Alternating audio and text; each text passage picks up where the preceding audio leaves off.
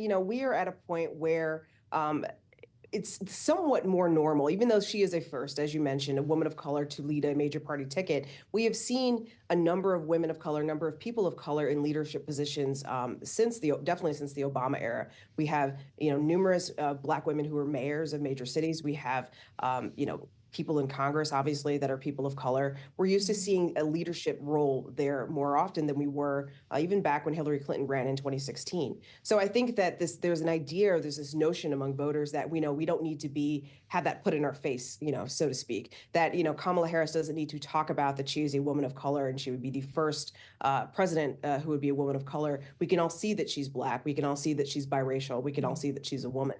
And that's a lot different than what we've seen over the last 20 years with previous candidates such as Hillary Clinton or even Barack Obama. Well, and I wonder, too, how much her lack of needing to talk about it also is in part because her opponent has been calling attention to it. Donald Trump, as he questions repeatedly, openly, her racial identity. Erika, how much of this is about the way the other side is characterizing her?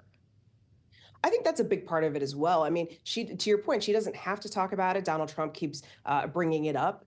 She looks like she's just trying to be the best candidate, and Donald Trump looks like he's the one kind of out there pointing out things that would hurt her. That's really turning off, I think, voters of color. The more that he insults her based on her race, based on her gender, I can't imagine that that's going over well with voters of color, of women who are women, who see Kamala Harris as somebody who could represent them. And so I think that it's a two-part strategy. But I also think it's also somewhat personal. Kamala Harris has not always been super comfortable talking about herself and her background. She's done obviously had to do a lot more of that now as a candidate. But opening up and talking about that is something that she's never really done, openly and willingly, I think, as a candidate, even going back to her years in California.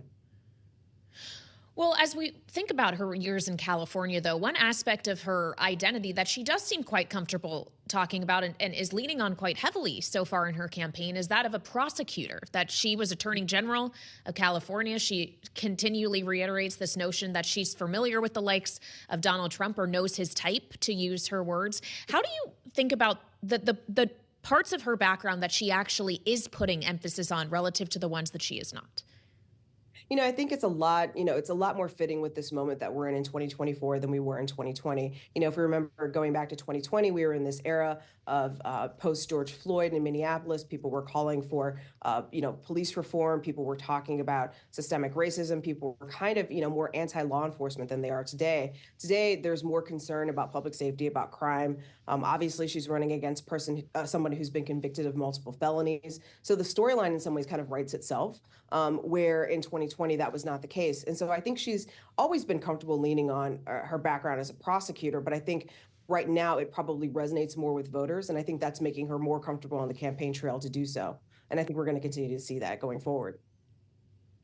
Well, one of the first places on the campaign trail we actually saw her once she became the presumptive Democratic nominee was at a Black sorority event in Texas. She, of course, has made it known that she was, AKA, that she went to an HBCU at Howard University. So there are areas in which we have seen her recognizing those parts of her background. I also wonder to what extent, Erika, you think these groups don't actually need her to talk about it because they already can identify with her, recognize, to your point, who she is, what she represents, and they don't need it said because it is understood.